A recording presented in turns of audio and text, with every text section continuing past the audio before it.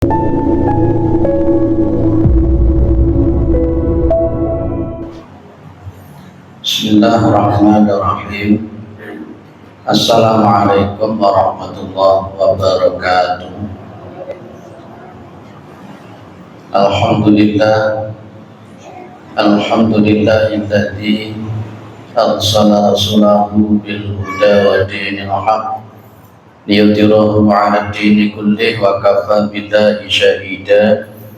Asyhadu an la ilaha illallah wa asyhadu anna Muhammadan abduhu wa rasuluhu la nabiyya ba'da. Allahumma shalli ala Muhammad wa ala alihi wa sahbihi wa man tabi'ahum bi ihsanin ila yaumiddin, amma ba'du.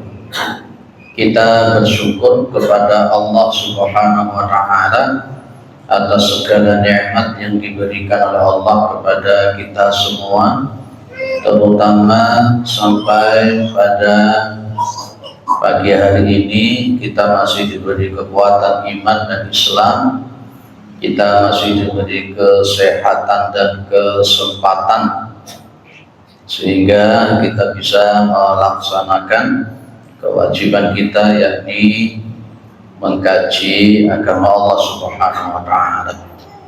Mudah-mudahan kesempatan semacam ini senantiasa diberikan oleh Allah kepada kita semua sampai nanti kita menghadap kepada Allah yang tentunya dalam posisi husnul khatimah. Amin.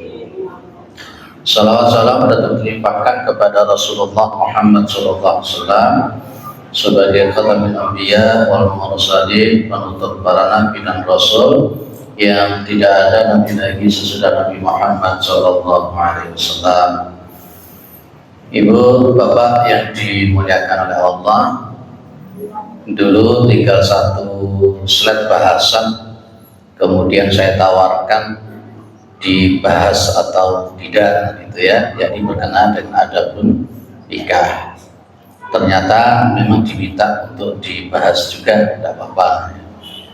Ini setidak-tidaknya memberikan wawasan dan pencerahan baik pengantin baru ataupun pengantin lama dan juga yang belum menikah. Setidak-tidaknya kita sebagai orang tua punya cuma paham tentang adab-adab etika-etikanya yang ada hubungannya dengan nikah. Insya Allah kalau ini hari ini selesai, maka berikutnya kita akan mencari kitab baru yang tetap berkenaan dengan masalah akhlak, insya Allah. Baik, poin pertama itu ayastakhirullah ta'ala. Jenengan yang mau nikah atau jenengan yang akan memilih mantu, ya milih mantu, atau yang mungkin masih jomblo ingin mencari jodoh, maka poin pertama supaya dia istikharah, meminta pilihan kepada Allah. Ini mirip dengan yang kita bahas ketika kita akan safar kemarin. Di adab safar kemarin sudah kita bahas tentang masalah istikharah, terutama berkenaan dengan masalah perjodohan, pernikahan, rumah tangga. Itu tidak hanya untuk 1 bulan, 2 bulan, tidak hanya untuk 1 tahun, 2 tahun. Dan yang paling paham tentang siapa yang akan jenengan nikahi atau jenengan ambil mantu itu hanya Allah. Maka sholat istikharah dulu, ya. Sholat istikharah seperti yang saya katakan dulu, diantaranya adalah untuk meminta kepada Allah dipilihkan di antara pilihan-pilihan yang ada.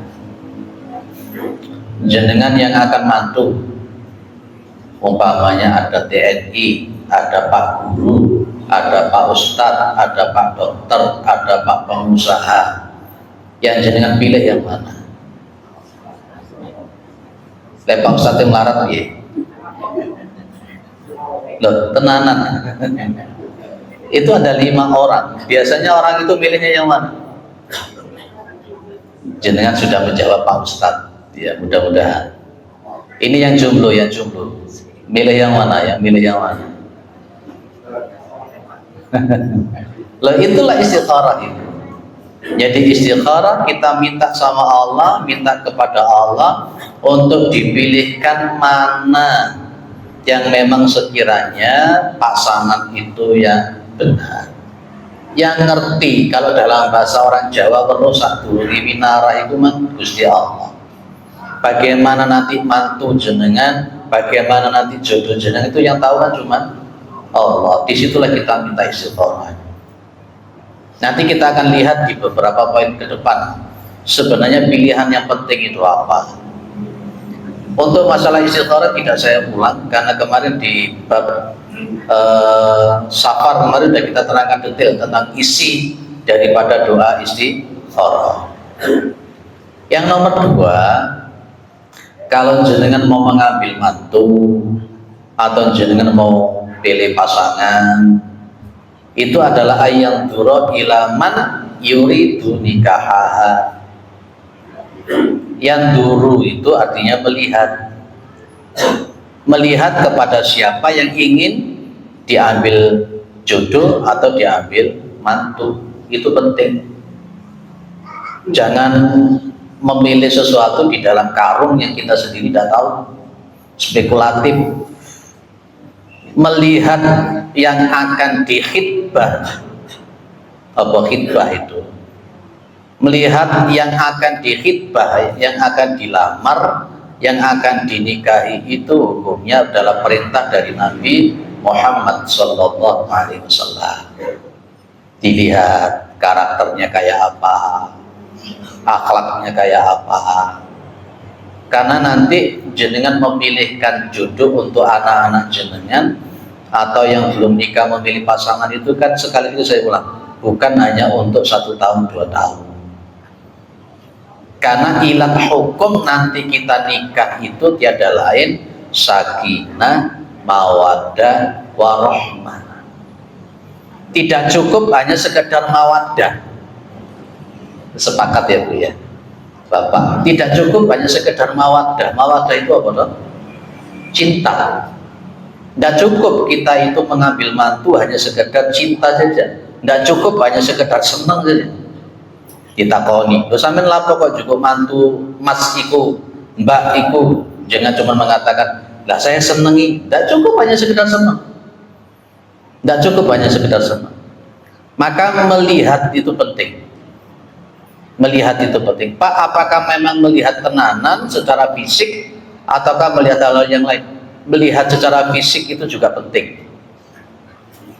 Melihat secara fisik itu juga penting. Maka nanti juga ada istilah sekufu.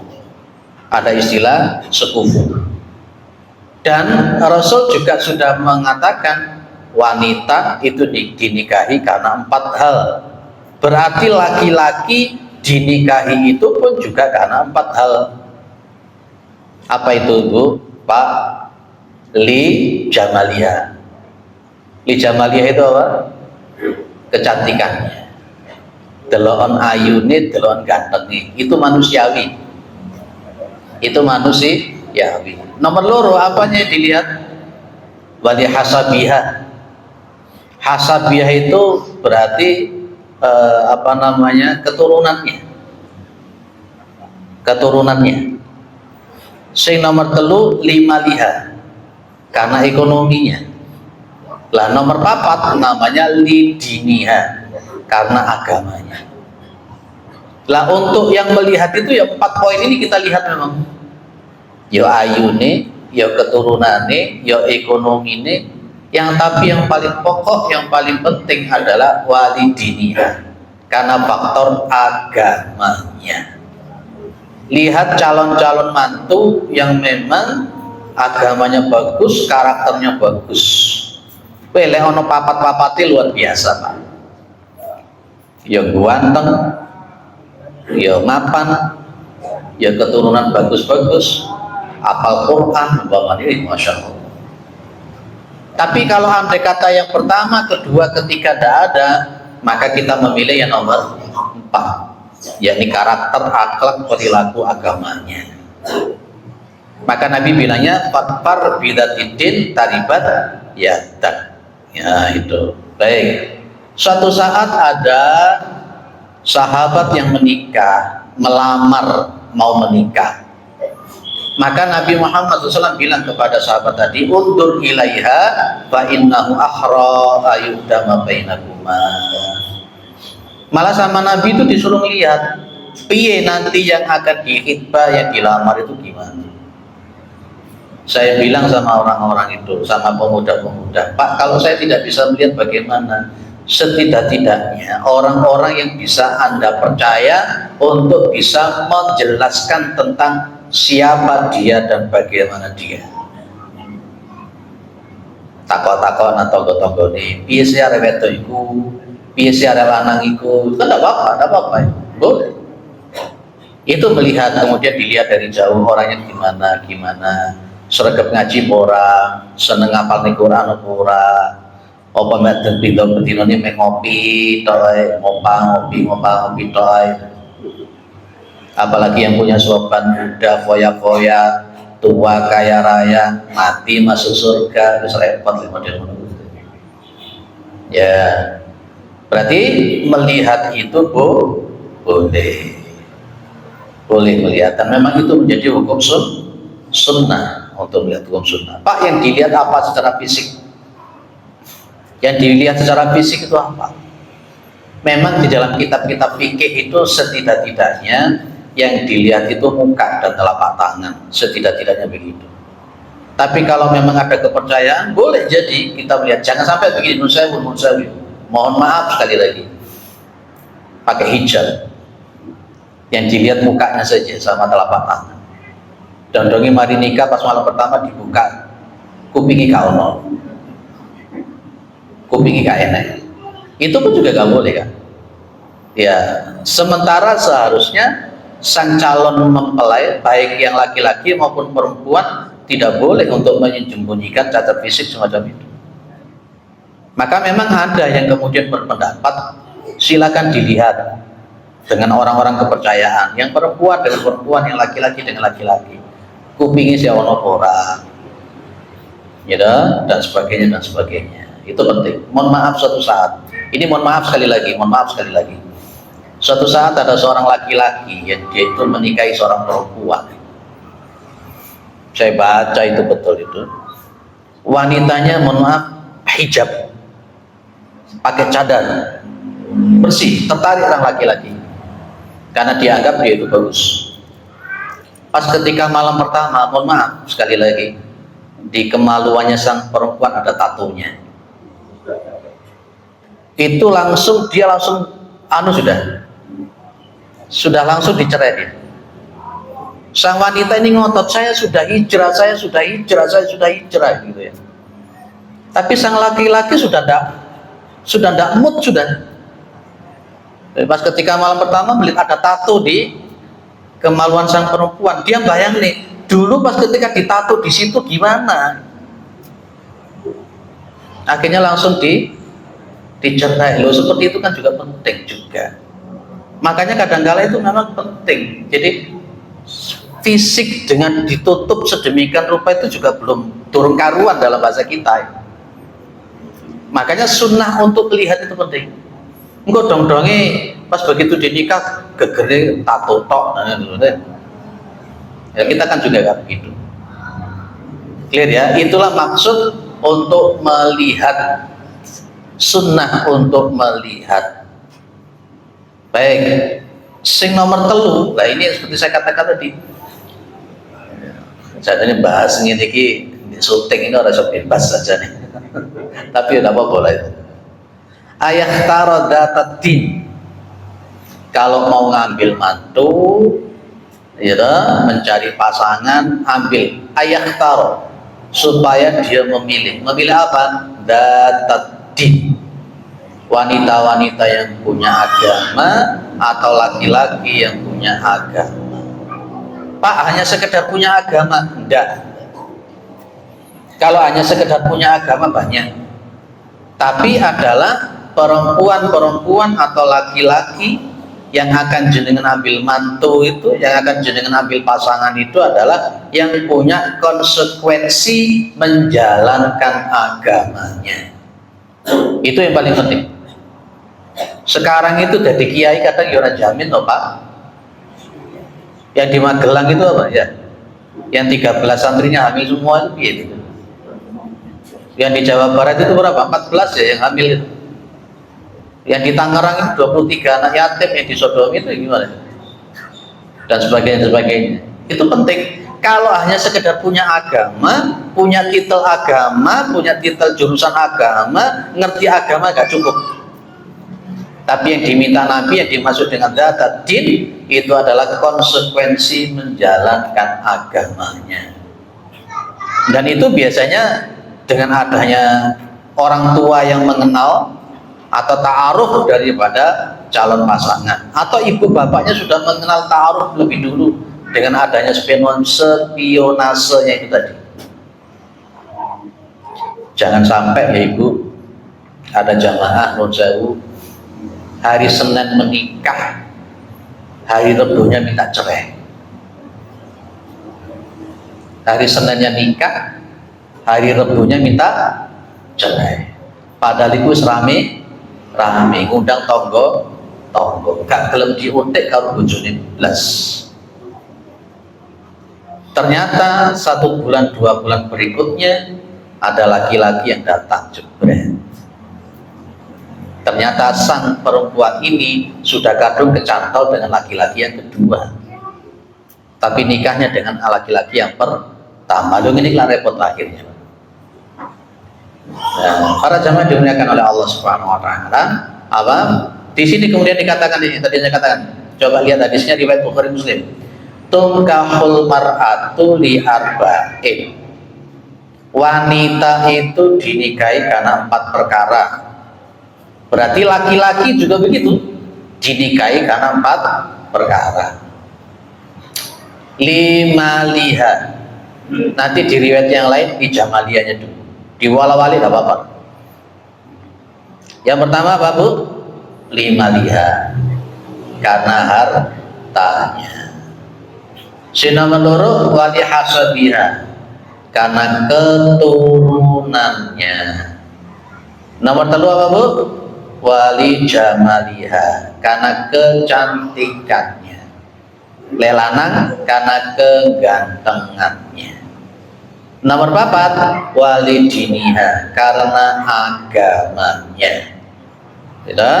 Fatfar bidzatid taribat yadak, maka utamakan wanita-wanita atau laki-laki yang konsekuensi keagamaannya kuat, taribat yadak, maka Anda akan beruntung. Yang dimaksud taribat yadak itu kan tangan. Yang dimaksud di sini adalah Anda itu pasti punya keuntungan dan kebahagiaan. Makanya tadi sejak awal sudah saya bilang, ada pengusaha, ada TNI, ada guru, ada Pak Dokter, ada Pak Ustadz, ada pengusaha. Jadi kan milih yang milih Pak, bukan milih Pak Dokter, bukan milih Pak pengusaha. Ya, itulah istikharah penting. Pak, calon mantu saya Ustadz sekaligus Pak Dokter. Calon mantu saya itu Ustadz sekaligus pengusaha sukses loh, kan? Tapi bukan pengusahanya, bukan ustadznya sebenarnya. Apanya Bu? Konsekuensi agamanya. Karena sekarang uskun-uskun itu ya akeh. Uskun itu ustadz, dukun. Kiai kun itu ya akeh. Kiai dukun itu ya akeh. Ingat sekali lagi konsekuensi agama. Alangkah indahnya saya itu juga kepingin ya. Sudah sukses dunianya, agamanya kuat, hafal Quran sekalian, masya Allah, insya Allah. Ya, insya Allah, mudah-mudahan kita ini punya mantu-mantu yang soleh dan soleha ya. Yang belum menikah tak doakan, mudah-mudahan segera dapat yang soleh dan solihah. Untuk bapak-bapak cukup 1 ya. Atau pengen nambah sih? Hah? Oh iya, iya. Enggak tak doakan. Enggak tak doakan. Ya. Oke, selanjut nomor 4. Tapi sebelumnya ada kata-kata di sini dari Nabi Muhammad SAW. Inna dunya kullaha mata'un. Sesungguhnya dunia semuanya itu adalah perhiasan. Paes kalau dalam bahasa orang Jawa. Wa khairu mata'iha ad-dunya. Wa ma khairu mata'id dunya, dan sebaik-baiknya perhiasan dunia adalah al-mar'atu as-solihatu, wanita yang soleh. Kalau jenengan dapat mantu wanita soleh, masya Allah, dapat perhiasan luar biasa. Kalau jenengan punya jodoh yang mar'atu solehah, luar biasa. Dan kalau jenengan mendapatkan mantu laki-laki yang soleh, itu luar biasa. Mintalah sama Allah, mintalah sama Allah, terus minta sama Allah. Baik. Yang menarik yang nomor 4, kalau cari mantu atau mencari jodoh, cari yang perjaka atau perawan dulu. Saiki golek perawan gampang wangil. Iya, lele boncengannya kayak ngono itu dina. Habis soalan cowok kak ngono. Saya itu juga bingung kalau di jalan raya itu bingung. Kate merem ya no bro, lek gak merem iki bendina ketok. Sekarang semakin banyak anak-anak kita yang berani buka aurat seperti itu. Nah, balik ke sini, nomor 4, kalau cari mantu, cari jodoh, upayakan yang perawan dulu. Kalau memang tidak ada perawan, nanti boleh yang non perawan tapi dengan catatan-catatan tertentu.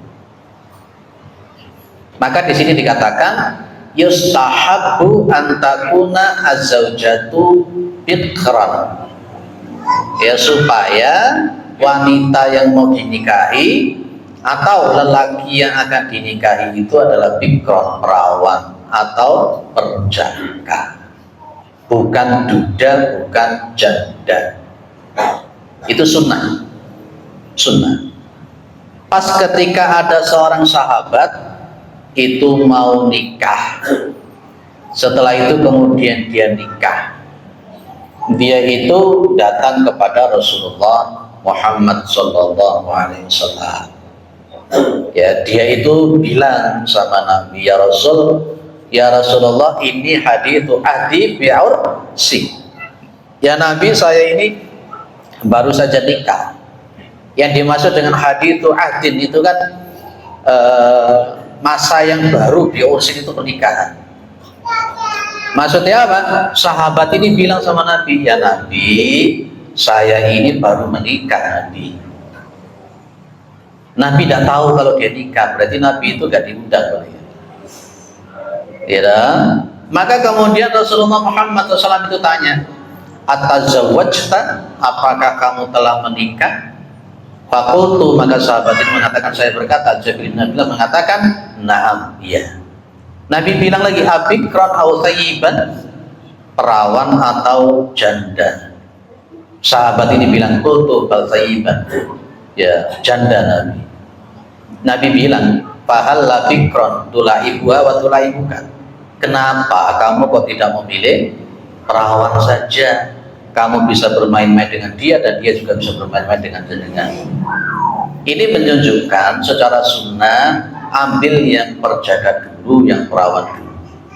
Ternyata kemudian di sini sahabat ini kenapa memilih janda? Karena dia ini ternyata punya adik-adik, ya, punya adik-adik yang masih kecil-kecil, yang saudara-saudara yang masih kecil, sehingga dia ini menikah dengan yang janda tadi untuk supaya bisa meramut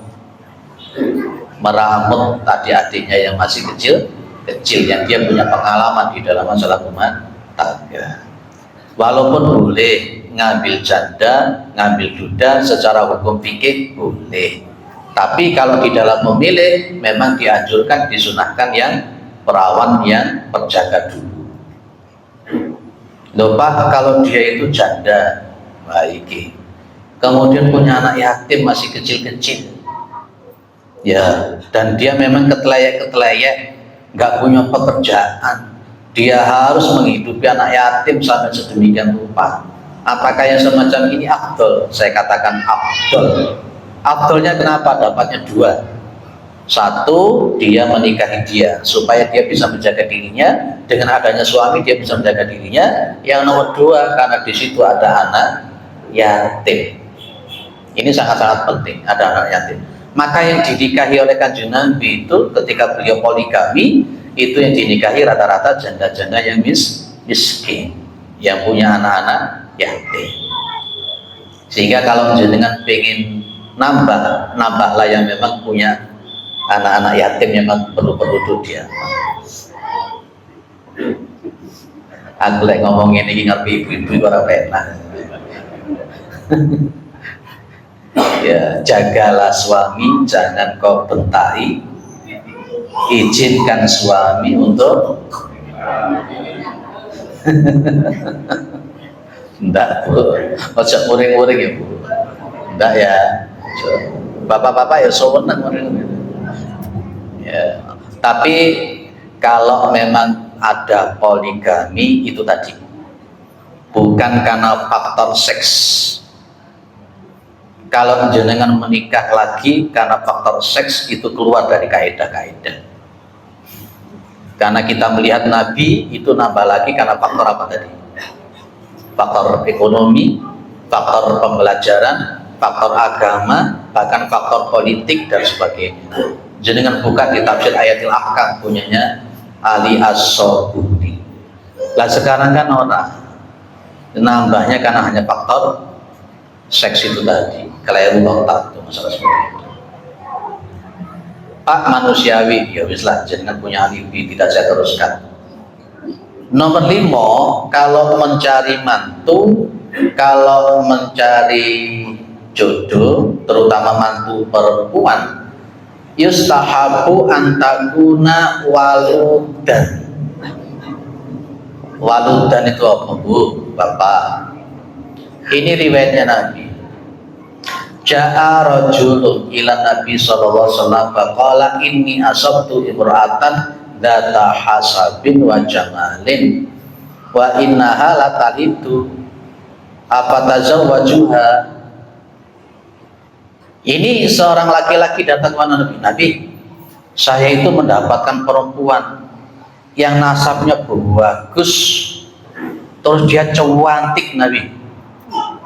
Tapi dia ini latalidu, tapi dia itu tidak bisa melahirkan, artinya mandul. Apa tazawwajuha? Apakah saya akan menikahi dia Nabi?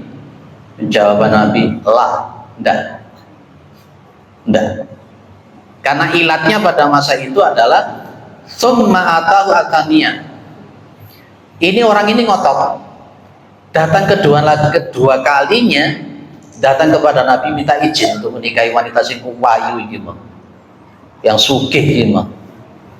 Nabi melarang, jangan. Kemudian untuk yang ketiga kali datang lagi, Nabi tetap melarang, jangan. Maka Nabi apa katakan? Tazawwadu al-waduda al-waluda. Nikahilah wanita-wanita yang penuh kasih sayang. Ya, al-waluda, wanita-wanita yang subur, le basa Jawa ini manahan. Al-wadud itu wanita-wanita yang penuh rasa cinta, punya kesetiaan, rasa cinta, kasih sayang, sekaligus dia itu manahan, subur. Kenapa bisa begitu? Nabi bilang, fa inni mukatsirun bikumul umam, maka sesungguhnya aku itu adalah memperbanyak dari kalian itu al-umam, umat. Nabi menyuruh kita menikah dengan punya anak banyak itu untuk memperbanyak umat. Di samping memperbanyak umat, disitulah dakwah Islamnya. Kalau masing-masing orang Islam punya anak 10 umpamanya, masing-masing hafal Quran semua, terus ada 100 orang muslim yang seperti itu, kita sudah punya kader 1.000 orang muslim yang kuat. Kan begitu Pak sebenarnya Pak. Clear ya? KB itu boleh apa tidak kalau begitu?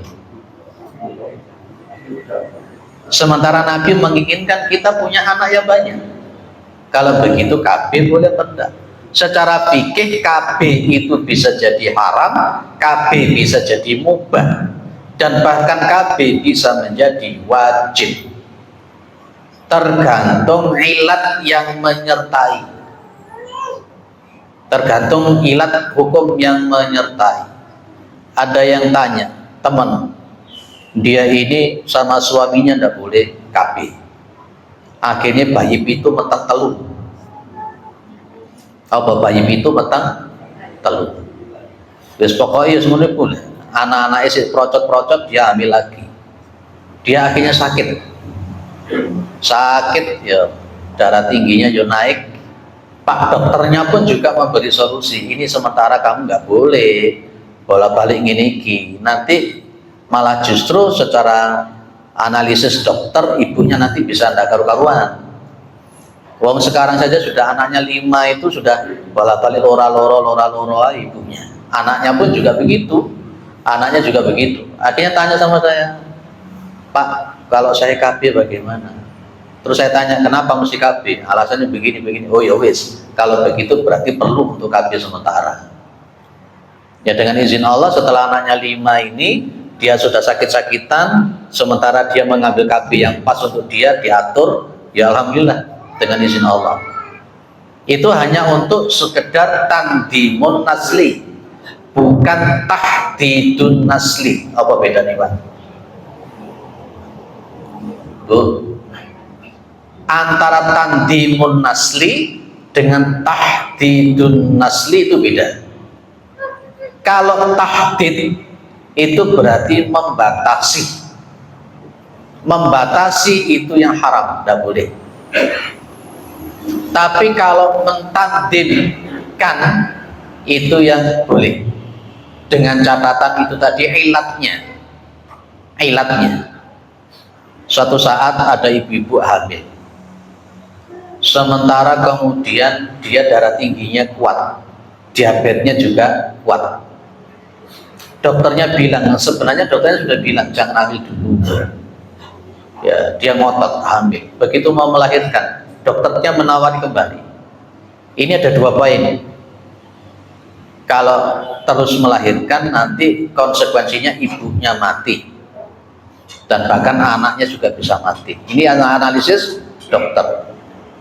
Tapi kalau salah satunya yang kemudian digugurkan, ibunya terselamatkan karena dia masih punya anak 2 yang masih kecil-kecil, dia ngotot untuk tetap melahirkan. Apa yang dicatat oleh Allah Subhanahu Wa Taala, yang ditakdirkan oleh Allah, saanae saibue persis yang dikatakan dokter tadi, meninggal karena awal darah tingginya kan tinggi, diabetesnya kan juga tinggi, dia ngotot untuk melahirkan normal. Nah, yang semacam itu, maka akhirnya dalam konsekuensi hukum fikih, saya katakan hukum fikih ya, akhirnya yang semacam itu menjadi daf'ul mudhar muqaddamun ala jalbil masalih. Menolak mudarat itu lebih didahulukan daripada mengambil maslahah. Maka bisa jadi haram, KB tadi bisa jadi mubah dan bisa menjadi wajib, tergantung ilatnya. Tapi kalau memang jenengan itu normal, ya normal, sehat, Pak insya Allah sehat, maka jangan KB, perbanyak umat. Pak bojoku usia 50 tahun masuk si meteng meneh, lah itu beda lagi. Karena ada orang-orang alim di dalam bidang kedokteran yang bisa memberikan masukan-masukan. Itu juga kita perlu. Lihat ya, berarti hukum asalnya cari yang manaan. Manaan ya Pak ya. Subur. Ya, makanya penting kita punya ekonomi yang kuat. Penting orang Islam itu punya ekonomi yang kuat. Masih ingat dulu saya sampaikan kasusnya Sa'ad bin Abi Waqqas. Pas ketika Sa'ad bin Abi Waqqas itu sakit parah, dia akan memberikan hartanya kepada Islam. Kan Nabi akhirnya cuma membatasi 3/4 kan, Dan Nabi Muhammad mengatakan, kamu meninggalkan keturunan-keturunan yang kaya, punya uang, itu jauh lebih baik daripada kamu meninggalkan keturunan-keturunan yang melarat, yang mereka jadi beban manusia dan meminta-minta. Itulah pentingnya ekonomi yang kuat. Ketika kita punya anak banyak, bukan anak banyak ya, wek-wek semua ya. Punya anak yang banyak, kita punya ekonomi yang kuat dan punya akidah yang kuat, itu bagus. Saya punya kawan, anaknya sekarang 9. Anaknya 9. Masya Allah, semuanya diarahkan ke tahfidz Al-Quran. Dan anaknya yang pertama sudah hafal 30 juz dan mendirikan pondok kecil-kecilan. Setelah anaknya banyak itu tadi, dia nikah lagi. Diizinkan oleh istri yang pertama. Weh, jadi akeh anaknya. Sementara dia kemudian itu setiap harinya dia berternak kambing dan sapi. Penggaweannya semua kuwi. Masya Allah, dengan izin Allah. Kuat. Pak, apa iso niru alam bisawab? Jangan gak usah tanya, Pak Ustadz niru apa enggak? Itu masalah privasi. Tapi intinya Nabi menyuruh apa, Bu? Bapak? Goleo jodoh yang subur, yang punya rasa cinta, yang punya rasa kasih sayang. Nanti kita diskusikan. Nomor 6, kalau dia itu mau dinikahi, kalau jenengan mau menikahi seseorang, mencari mantu seseorang, terutama yang wanita, ayat lu banikahaha min waliyiha, supaya dia mencari dia untuk dinikahi dari walinya. Saya sampai hari ini mengikuti majelis takjid bahwa memang nikah itu pakai wali. Kalau umpamanya tidak pakai wali, yang terjadi mudorotnya lebih banyak. Lebih banyak. Memang ada salah satu madhab yang memang mengatakan bahwa nikah tanpa wali itu boleh. Tapi kalau anak-anak zaman sekarang diperbolehkan madhab seperti itu, nikah tanpa wali, yang terjadi apa? Dia bisa nikah sendiri. Dia datang ke Pak Yai nikah dengan pacarnya, dan itu kan jadi rusak akhirnya. Termasuk perceraian dan rujuk di Indonesia itu mengampu kepada kompilasi hukum Islam, di mana perceraian kemudian rujuk wajib pakai saksi. Tidak hanya sekedar kamu tak cerai gitu.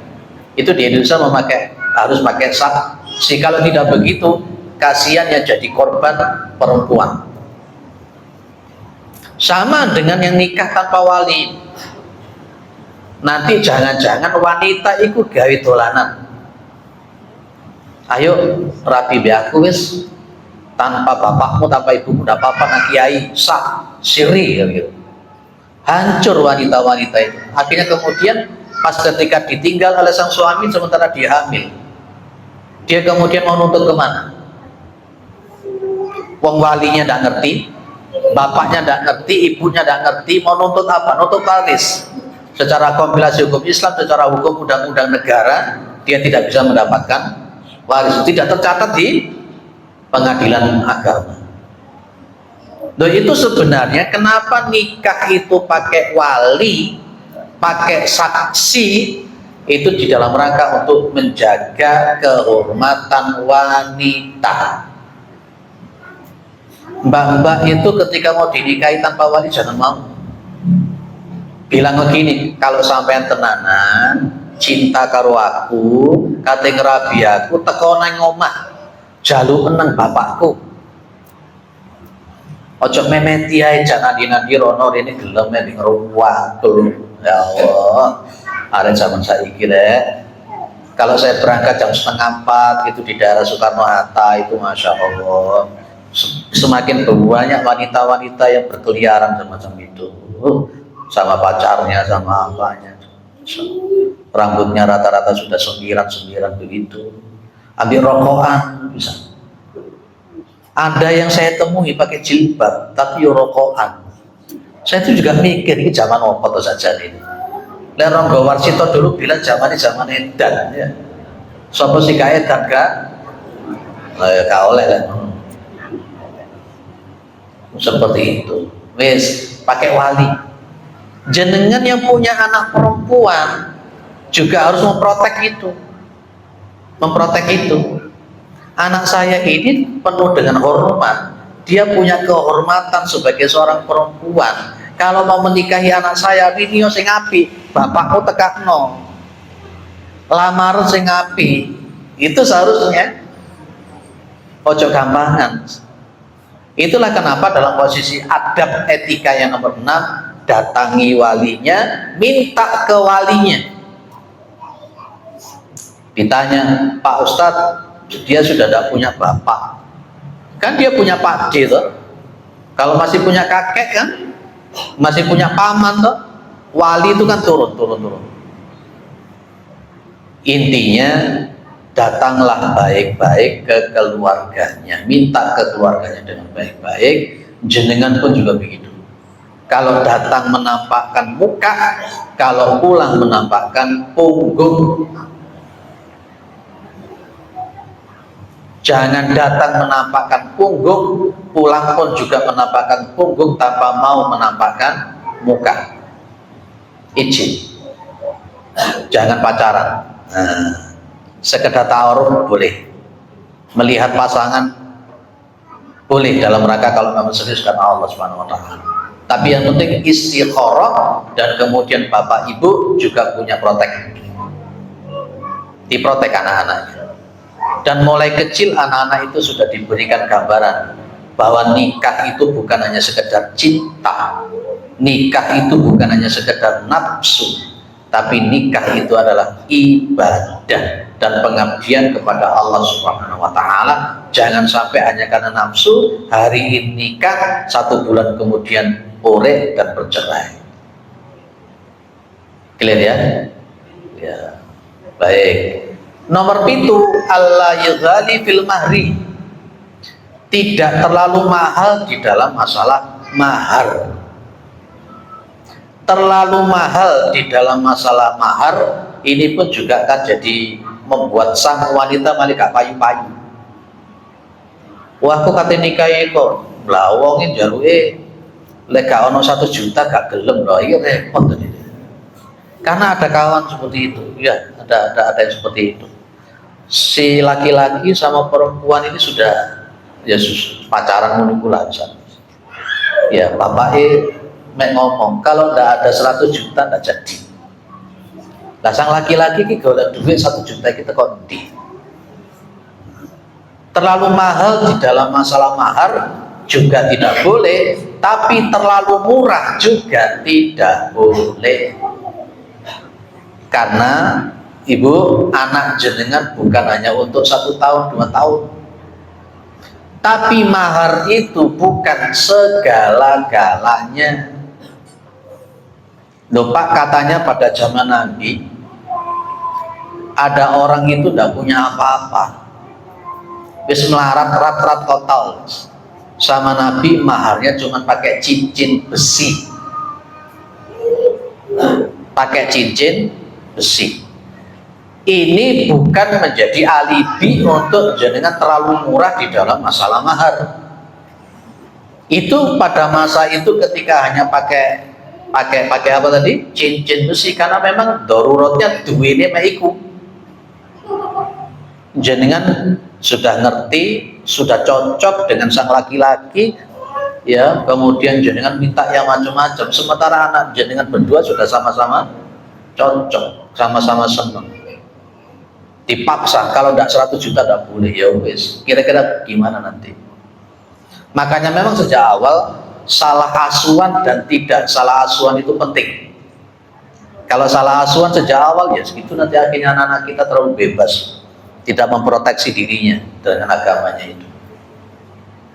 Kalau di kita ini umumnya berapa? Mahar misilnya berapa? Apa mahar misil?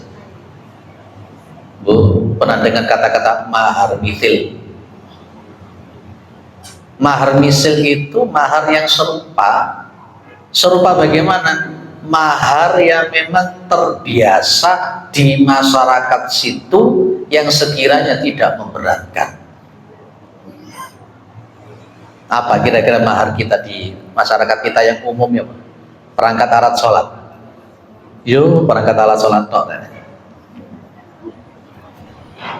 Pak, mushaf Al-Quran, berat ini mushaf Al-Quran. Tapi tetap sekali lagi mahar bukan segala-galanya. Tapi juga ingat bahwa mahar itu adalah untuk menghalalkan kemaluan sang wanita. Gitu loh Pak. Bukan untuk 1 tahun, 2 tahun. Yo ojo terlalu mahal, tapi yo ojo terlalu murah. Kira-kira berapa kalau di tempat jenengan sekarang? 1 juta? Enggak sampai. Diguyoni calon mantunya, le, kira-kira maharmu apa le? Pak, saya kuatnya ini, Pak. Tenanan aku kuatnya ini. Kalau memang kita pahami betul calon mantu kita begitu, ada komunikasi antara kita dengan calon mantu kita. Saya belum pernah melakukan, tapi teori ini seru, tinggal melakukan. Iya, anak saya pertama sudah semester 3. Kesono si nyedei tak bilang gak oleh pacaran, tetap tidak boleh pacaran. Bahkan sampai hari ini dengan izin Allah tidak ada laki-laki yang datang ke rumah. Lihat teko nang omah tak lunggui. Lihat kalau memang serius datang orang tua ke sini. Kalau saya gitu Pak. Dan kemana-mana anak saya tidak pernah boncengan sama laki-laki. Tak cekli sepeda motor dewe, ini ceklan dewe. Gak ada boncengan sama laki-laki. Ya manut alhamdulillah dengan izin Allah Subhanahu wa taala. Oke ya. Lanjut. Diskusi ini terakhir ya Pak. Sekalian ya. Yang nomor loro adalah ridho zaujaini. Ridho zaujaini itu berarti ridho dari posisi 2 pasangan. Jangan menjadikan Siti Nurbaya terbaru. Kasihan kalau ada kasus-kasus Siti Nurbaya itu, kasihan. Hanya gara-gara untuk lunas utang akhirnya anaknya jadi korban. Ya, ridho zaujaini. Ini juga termasuk ada sunnahnya kalau kita itu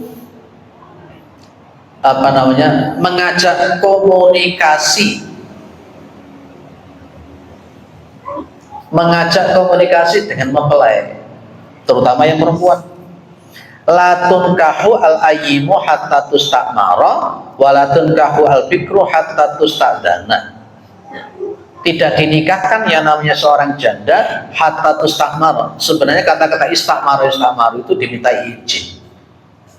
Ada wali, ini sudah janda, kemudian dia itu kepingin menikahkan, dia ngomong, iki ono pasangan gini-gini, kira-kira awak gelem mau. Itu namanya tustamara. Terus juga walakum kahu al-bikru hatta tustadana. Tidaklah seorang perawan itu dinikahkan kecuali dia dimintai izin. Ayat di pandangan iki. Arek apal Quran, arek ganteng. Ilte dokter gelem kira-kira. Yo mesti jawabnya gelem. Ya. Maka loh, ada sahabat yang tanya, "Ya Rasulullah, kaifa idnuha?" Bagaimana bentuk dia mengizinkan untuk mau dinikahkan? Jawabannya Nabi apa? Qala antas kuta, ketika dia diam. Ini loh Pak, pentingnya jangan sampai seperti Siti Nurbaya diajak ngomong-ngomongan anak kita itu. Kalau memang jenengan punya pandangan jodoh, silahkan utarakan. Sang anak pun kalau punya pandangan, sampaikan ke orang tua. Saya di rumah pun juga saya begitukan. Akhirnya anak saya ketika ada pandangan bilang sama saya, ya, ternyata dia orang Muhammadiyah. Sip, saya bilang. Nanti repot. Kalau tidak seakidah ini repot. Kata Rabi, aku harus bingung boleh hitung-hitungan. Saya kira tidak usah. Orang Muhammadiyah, sip. Terus, hafal 30 juz ya, alhamdulillah kalau dapat, udah doa aja tiap hari, dia bilang gitu. Tapi jangan pacaran, dia bilang gitu. Loh, dia kalau anak jenengan itu punya pandangan, anak kita ini jangan sungkan-sungkan menyampaikan ke orang tua. Sang ibu, sang bapak pun juga harus pasang telinga. Kalau anak, namanya anak itu punya rasa cinta, anak tuh juga punya akal, anak pun juga bisa memilih. Ojo dipencet terus. Tapi tetap ketika dia konsultasi kepada sang bapak, sang ibu, bu, bapak, saya punya pandangan ini, namanya ini, rumahnya begini, anaknya begini, begini. Terus sang bapak, saya juga punya pandangan, dok, ini begini. Ayo istiqoroh bareng. Mana yang ada? Lo gitu kan bagus. Umpamanya kemudian sang bapak bilang, saya kok kepingin kenal sama dia, coba datang ke sini dia. Kan bagus, Pak. Akhirnya ada komunikasi yang bagus. Jangan terjadi Siti Nur bayaba. Engko dong-dongi, iku mau tadi Senin nikah, Rebo jaluk gak. Lega ngono ada kasus begitu wis nyebar undangan areke melayu. Jadi ada proporsional tengah-tengah, di tengah-tengah kita ngambilnya ya. Saya singkat-singkat bisa itu cepet ya. Ngecetret ke teman. Nomor 6. Ini yang saya bilang, ikhtiyarur rajuli as-salihi wa in kana faqiran. Memilih laki-laki yang soleh. Ya, kalau ingin mantu yang laki-laki, kemudian memilih perempuan yang soleh kalau mengambil mantu perempuan. Wa in kana faqiran, meskipun yang soleh tadi itu fakir atau miskin. Kalau masalah uang, insya Allah dengan kita ketakwaan rezeki akan dilancarkan. Tapi untuk menjadikan orang jadi soleh itu prosesnya panjang. Kalau jenengan punya mantu yang soleh, insya Allah yang lain nanti ngikuti. Walaupun dia miskin, walaupun dia melarat, tapi kalau dia soleh, dia luar biasa. Ya, luar biasa. Ini riwayat Bukhari ini menjadi sebuah isyarah pencerahan buat kita. Suatu saat jalan ada orang kaya, rajulun min asyrafin nas, sugih. Terus jalan yang kedua, saya singkat-singkat ya. Yang kedua ini orang yang fuqara. Ya, orang hadza rajulun min fuqara'il muslimin. Dua orang lewat di hadapan Nabi. Nabi terus bilang sama sahabat, mana yang lebih baik di antara duanya itu? Ternyata Nabi mengatakan hadza khairun min mil'il ardi mithla hadza. Ternyata Nabi menitik beratkan kepada laki-laki yang miskin, fakir tadi. Kenapa? Karena fakir ini tadi soleh, beriman kepada Allah. Sementara yang atas tadi, yang kaya, dia tidak soleh. Jenengan kalau punya mantu laki-laki yang kaya, tapi kalau nggak soleh, bersiap-siap anak jenengan ngenes. Betul ya? Apa maneh kemudian nggak pernah pulang, tapi duitnya akeh. Jenengan kalau punya mantu cewek, tapi kemudian nggak soleh, mertuanya yang jadi ngenes biasanya. Orang cocok kalau mertua, barang dia repot. Saya dulu diwanti-wanti sama orang tua saya. Nikah itu bukan untuk menikahkan diri sendiri, tapi juga mempersatukan dua keluarga dan mempersatukan dua hati yang berbeda. Kalau dua hati yang berbeda itu masing-masing soleh, insya Allah hati itu bisa bertahun. Ya, tapi kalau hati itu tidak soleh, bagaimana mempersatukan antara dua keluarga dan hati yang berbeda? Pilih yang soleh, minta sama Allah Subhanahu wa Ta'ala. Dan anak-anak kita bergaulah dengan anak-anak yang soleh dan soleha. Peace, iki, Nomor 10. Ini penting nomor 10. Allah yakhluwa la yakhlu al khatibu bi maktubatihi ila ma'adi maramin. Yang mengkhitbah yang sudah melamar tidak boleh bersepi-sepi menyendiri dengan yang sudah dilamar kecuali dengan mahramnya. Di Indonesia kita, di masyarakat kita seringkali terjadi kesalahan. Apa kesalahannya? Kalau sudah dilamar, apalagi dengan mereka melakukan tukar cincin, koyo-koyo sudah dibujuni, padahal belum. Sama orang tuanya sudah boleh dibawa ke sana kemari. Betul begitu ya? Itu kesalahan Pak, nggak boleh. Kalau hanya sebatas baru dilamar itu belum halal. Tukar cincin pun dalam Islam tidak ada. Tunangan di dalam Islam pun juga tidak ada. Itu budayanya bukan budaya Islam, tunangan itu. Apalagi yang laki-laki itu pakai cincinnya cincin dari emas, haram pakai emas itu, dulu pernah sudah sampaikan. Kalau hanya sekedar dilamar saja belum halal. Lah sekarang itu saya lihat kadang oleh nginep neng omai, padahal baru dilamar belum resmi akad nikah, kok oleh nginep, bahkan harus bolak-balik diparani nang omah. Begitu diparani nang omah, ibu bapaknya menjeru, anak dia be tunangannya di ruang tamu berduaan, jajar-jajaran, peluk-pelukan, cium-ciuman. Yang berdosa kedua orang tua. Meskipun sudah dilamar, dia tidak boleh untuk menyendiri.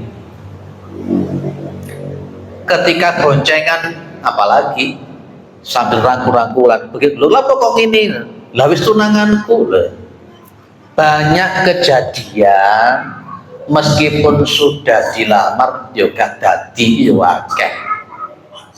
Padahal ya wis rame-rame tukar cincin barang gak dadi rabi yo akeh.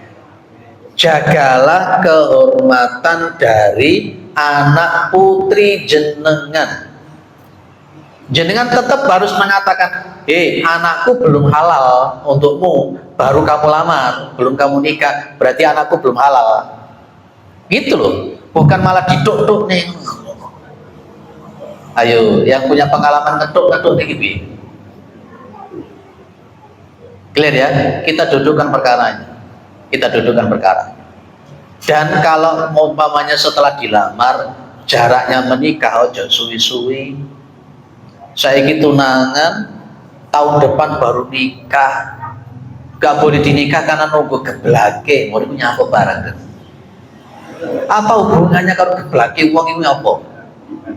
Iki nunggu pendai. Kenapa nunggu pendai itu dari mana juga? Nggak ada bentuk seperti itu. Ya, apalagi kemudian loh, baru bulan Januari saya menikahkan anak saya, kan nggak boleh menikahkan untuk 1 tahun 2 kali. Kata siapa? Nggak ada seperti itu, nggak ono. Ngenteni geblake lah, ngenteni apa pendai lah, nggak ono, nggak ada. Nabi sudah mengatakan kalau memang itu sudah oke, sudah dapat, sudah cocok, dan minta dari Allah Subhanahu Wa Taala itu tidak perlu nunggu, lebih cepat lebih baik. Itu udah sampai setahun, itu udah sampai 2 tahun. Masya Allah, marut balik nang omah, marut balik diutak-utik dong-dongi marut gak dadi. Masya Allah, dadi mustakmal kalian. Anak jenengan jadi mustakmal diutik-utik oleh Ridho toh, anaknya jenengan diutik-utik baru kasih tadi rabi. Sing lanang seneng. Ya, sing lanang seneng lah, sing wedok. Sing rugi ku sajane sing lanang apa sing wedok? Sing wedok, sing lanang seneng. Sing wedok diutak-utik ternyata baru gak dadi rabi. Enak berarti tok dadi mustakmal akhirnya. Pak Saman kok kenceng ngomong tidak apa-apa demi kehormatan anak-anak perempuan kita. Clear ya? Santai nih. Kalau nanti sudah menikah, Kalau nanti pas ketika sudah habis akad nikah, sunnahnya itu wada'ul yadi ala nasiyati zaujati ba'dal aqdi wa du'ai bil barokah. Jadi meletakkan tangan di atas ubun-ubun sang istri setelah akad nikah, kemudian sang suami berdoa meminta doa barokah dari Allah Subhanahu wa taala. Boleh. Pak, suaminya yang meletakkan atau walinya yang menikahkan? Suaminya. Sang suami meletakkan di ubun-ubun sang istri.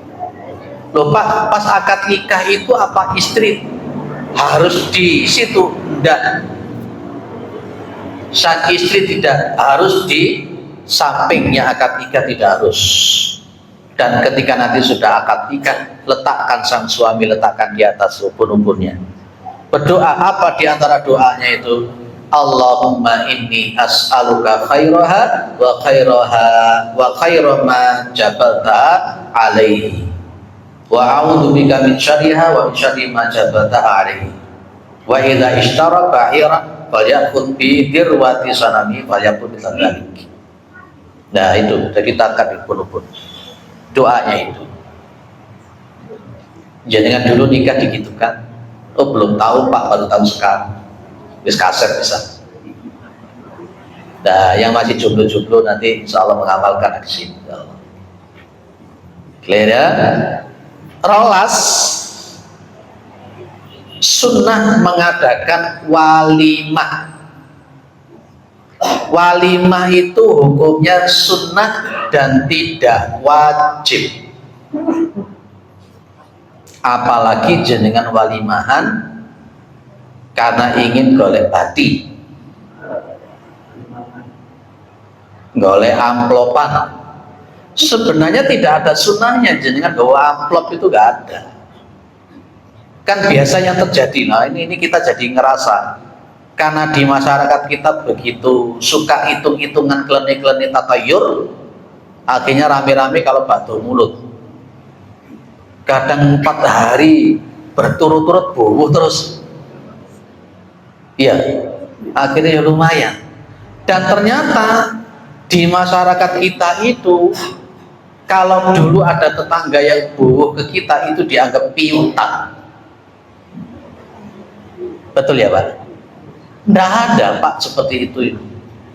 Namanya walimah itu ansyid hanya untuk bersyukur, memberitahu bahwa anak saya menikah.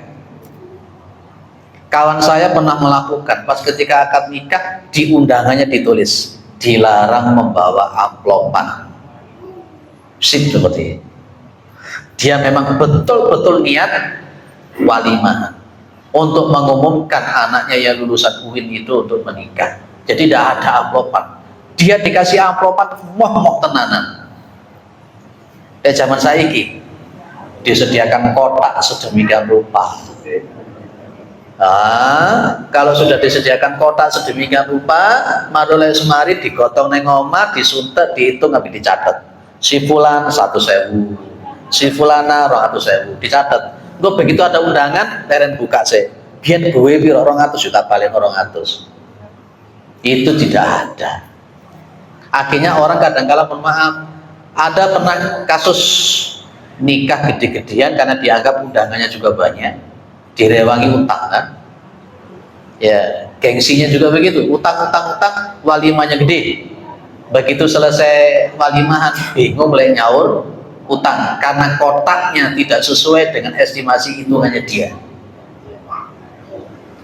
Diundang 3.000 orang, jebret umpamanya, ini masing-masing setidak-tidaknya 50, nah gitu ya, 50.000 yang bowo dari 3.000 orang sudah 15 juta. Wah, ternyata jeglek di kotak buka tidak sampai 15 juta. Terus kadung utang rono ini. Akhirnya omae terjual. Ngono itu kan tidak baik. Ini adat yang tidak baik.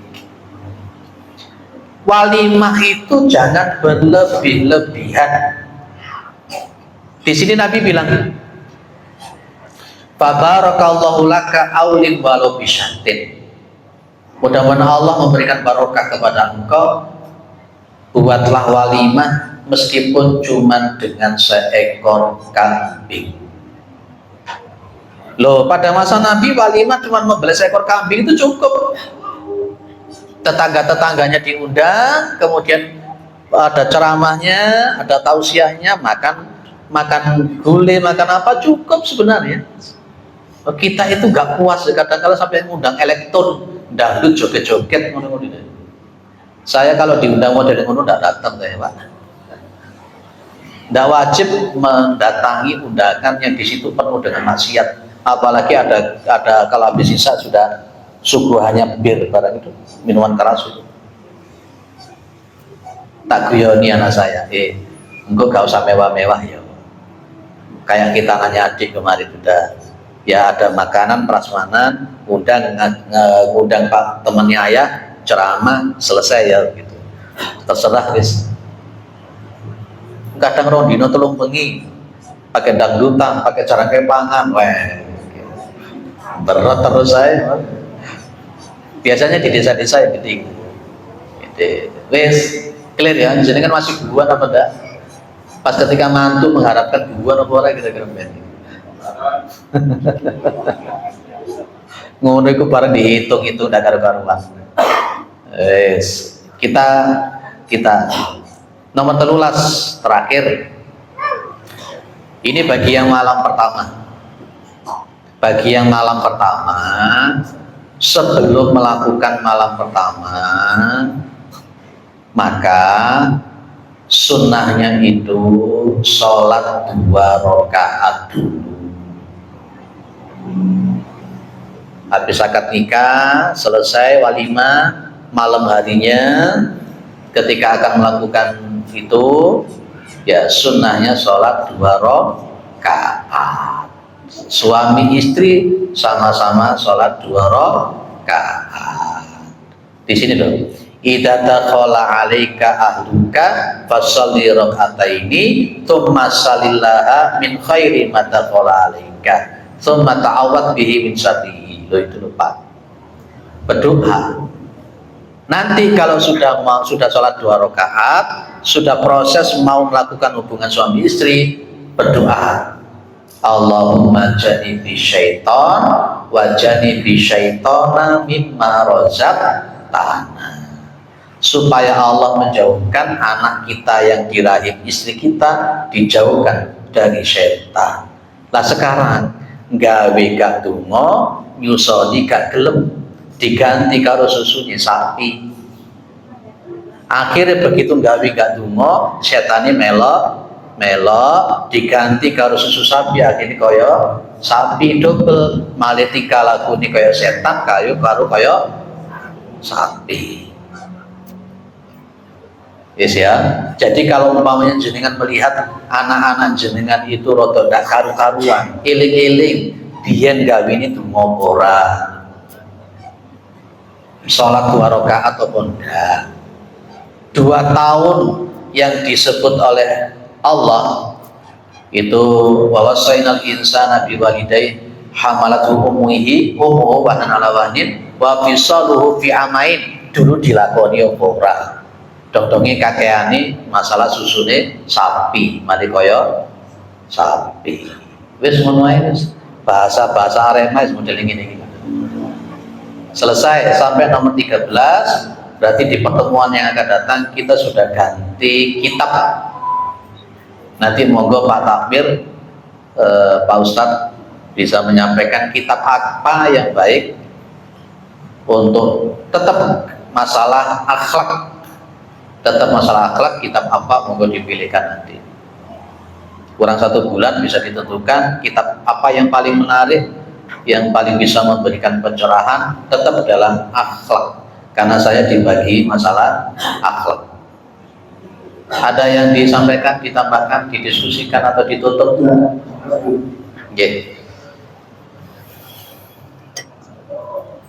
Assalamualaikum warahmatullahi wabarakatuh. Waalaikumsalam. Yang pertama, makna kalimat yadak kita maksudnya. Kalimat yadak. Yang kedua, apa diperbolehkan seorang janda menjadi walinya sendiri. Seorang janda padahal punya wali tapi menjadi walinya sendiri. Yang ketiga tentang orang yang memfasilitasi tidak dapat waris tetap. Tapi ada yang mengatakan kasih itu sama agama tapi tidak sah aturan agama. Oke. Waalaikumsalam warahmatullahi wabarakatuh. Yang pertama, makna taribat yadak. Yadaka itu kedua tangan, taribat itu beruntung. Berarti maksudnya kalau kita itu memilih jodoh, mantu, pasangan yang soleh, yang punya konsekuensi agama tadi saya bilang, maka kita akan punya kebahagiaan dan keberuntungan. Itu yang disebut taribat yadak. Sehingga sudah saya sampaikan di poin nomor 3 tadi, pilihlah orang-orang yang punya konsekuensi agama, soleh, meskipun tadi apa? Miskin. Yang kedua, yang jadi wali itu dari pihak laki-laki. Seorang perempuan tidak boleh jadi wali. Wali ini pun juga nanti mulai dari bapak, umpamanya kakek atau Pak D, paman sampai saudara laki-laki, dan sampai nanti paling terakhir namanya wali hakim. Wali hakim itu menjadi alternatif yang terakhir kalau memang betul-betul tidak ada dan ada unsur darurat. Seorang wanita umpamanya terdampar di Kalimantan, tidak mungkin wali-wali yang di Jawa untuk dapat dihubungi termasuk saudara-saudaranya. Maka yang ada hanya wali hakim, maka dia pakai wali yang hakim. Seorang perempuan dia tidak bisa menjadi wali. Pak, apakah seorang janda menikah boleh menikahkan dirinya sendiri? Kalau tadi yang di atas sudah saya bilang, ya, al-ayyimu janda itu dimintai izin. Tetap saya sampai hari ini mengatakan, meskipun dia seorang janda, dia nikahnya itu tetap pakai wali. Beda dengan salah satu madhab yang ada, yakni madhab Hanafi yang tidak pakai wali. Begini Bapak, saya kembangkan fikih di Indonesia tentang masalah nikah ya. Itu kan ulama-ulama Indonesia itu berkumpul, dalam bahasa kita itu ijtima, ya ijtihad, terutama tentang masalah waris, terutama tentang masalah pernikahan, dan akhirnya memunculkan tadi namanya kompilasi hukum Islam. Di keputusan itu muncul hal-hal seperti yang kita bahas sekarang ini, karena untuk maslahah. Kenapa pakai wali? Maka kompilasi hukum Islam mengatakan kalau tidak pakai wali, kecenderungan nanti yang dirugikan adalah perempuan. Termasuk tadi yang saya bilang, untuk perceraian dan rujuk itu perlu untuk ada saksi.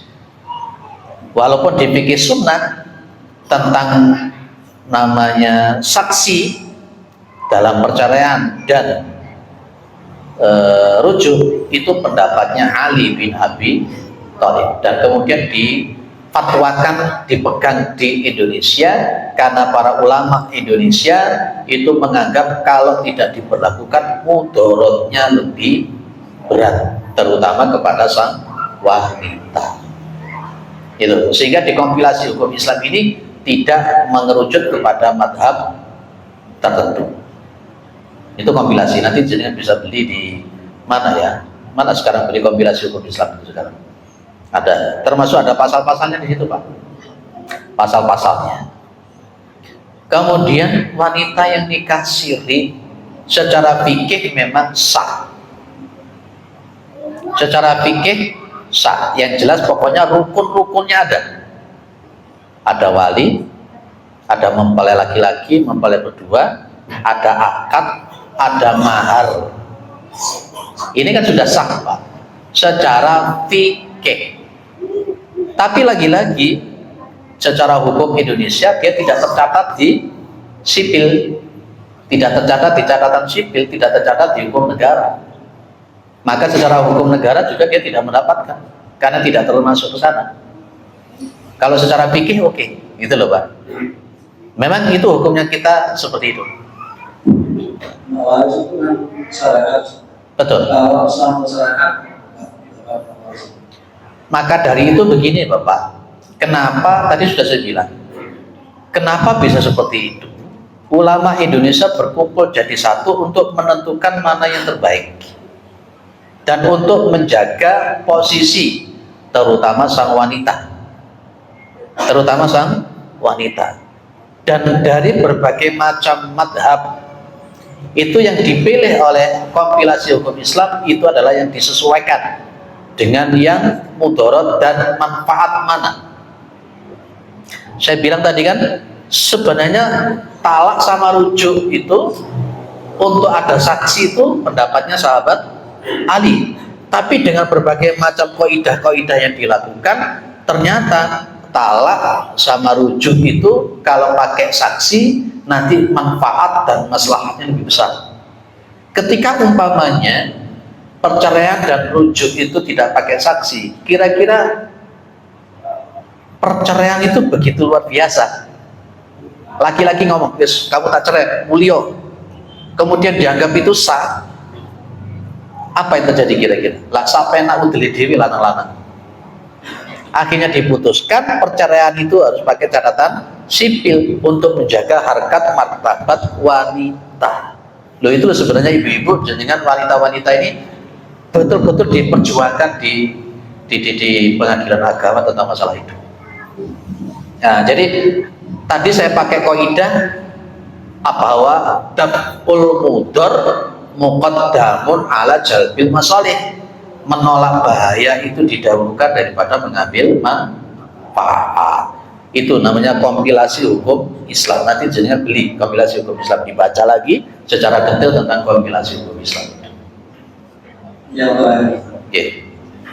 Sekarang ini kan serba online saja. Apa? Online. Serba online. Beberapa bulan yang lalu saya menghadiri Paling Ustaz itu nikah online. Perempuannya ada di Malang, di depan dulu ya, tapi suaminya ada di Australia Ustaz. Jadi lewat Video call. Oke. Zoom. gimana hukumnya? Terus apapun apa memang kalau sudah seperti itu, kalau suaminya datang perlu dikarantina dan Oke. Ini masalah yang baru. Pada zaman Nabi tidak ada online, tapi pernah terjadi modelnya begini. Nabi Muhammad SAW itu bertemu dengan perempuan. Nabi bilang, kamu tak nikahkan dengan si fulan, kamu ikhlas. Di situ tidak ada laki-lakinya. Kemudian Nabi datang kepada sang laki-laki. Nabi bilang, kamu mau enggak saya nikahkan dengan si fulan? Laki-laki ini mengatakan, na'am ya Nabi. Jadi ternyata kemudian ini yang menjadi salah satu dalil bahwa tidak harus dalam satu majelis. Maka ulama fikih mengatakan selama memang Zoom itu benar, selama memang video call itu benar, bukan sesuatu yang abal-abal, dan rukun-rukun yang lain itu ada, maka secara fikih boleh. Kalau memang itu menjadi sesuatu yang tidak bisa dihindarkan. Ya, jadi ini menjadi alternatif kedua ketika memang tidak bisa dihadirkan. Tapi pas ketika memang ada sama-sama di Malang, maka yang afdal dilakukan satu majelis. Tapi ini kan kasus yang berbeda karena suaminya ada di Australia, maka secara fikih boleh. Secara fikih boleh. Dan ini pun juga jangan menjadi sebuah kebiasaan. Dalam Enggak. Wes, insyaallah. Ada yang mau bantu? Nggih, Bu.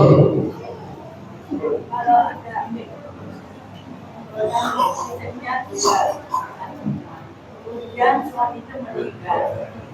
Istri kedua akan menikahkan anaknya. Bolehkah yang menjadi wali itu anak istrinya? Baik. Punya 2 istri. Ya, baru si istri pertama punya anak dari papa itu, istri kedua punya anak dari papa itu. Kemudian bapak ini meninggal.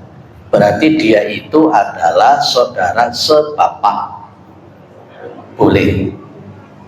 Saudara sepapa. Boleh. Beda dengan yang ini ternyata istri sambung umpamanya dengan membawa anak ini dah. Gitu ya. Wes. Makanya duwe bojo loro telu kadang-kala ada masalah baru. Tapi boleh. Saya tidak melarang karena itu syariat, tidak boleh ditolak, tidak boleh ditolak. Dalam? Hah? 4 Pak. G. Yang lain? Assalamualaikum warahmatullahi wabarakatuh. Waalaikumsalam warahmatullahi wabarakatuh. Ini begini, ada seorang suami istri. Kebetulan dia mandul. Akhirnya dia ambil anak dan disahkan dengan pengadilan.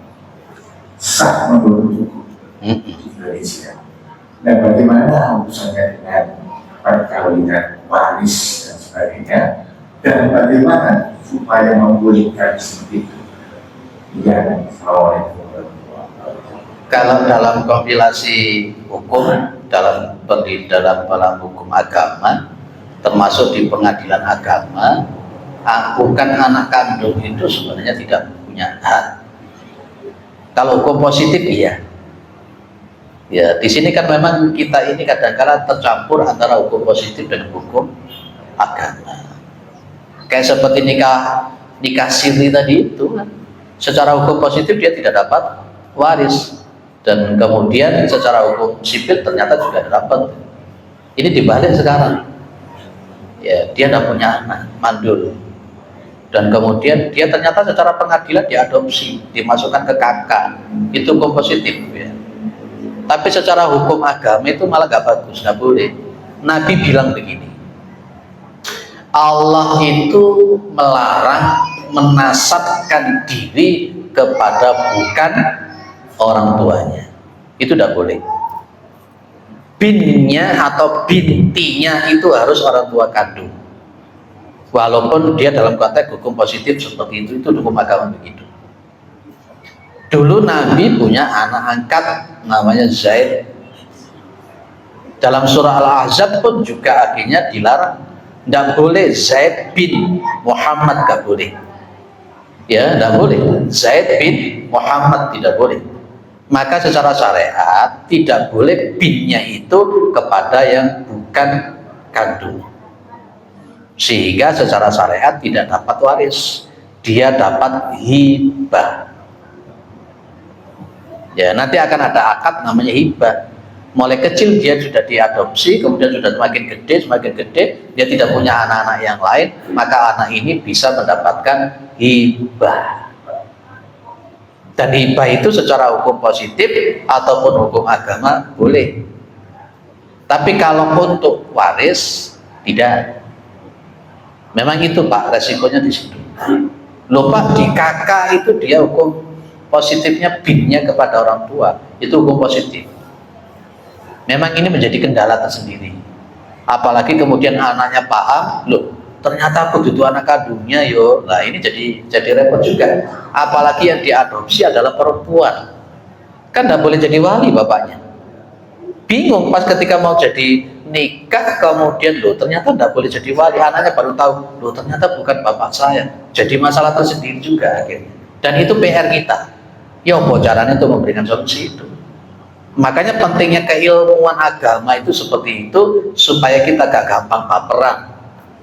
Kalau memang kita beragama Islam, ya syariat itu yang samina wa ta'na, gitu ya. Itu saja, itu jawaban saya Pak. Memang jawabannya seperti itu. Dan mending kemudian yang semacam itu dikonsultasikan ke pengadilan agama. Sudah diwadahi oleh pemerintah, ada KUH, ada pengadilan agama, itu menjadi bentuk kita untuk berkonsultasi berkenaan dengan akhwalus syakhsiyah semacam itu. Namanya akhwalus syakhsiyah, dikonsultasikan ke sana. Lebih baik kayak apa, sudah diwadahi oleh pemerintah. Gitu ya. Baik. Sudah lagi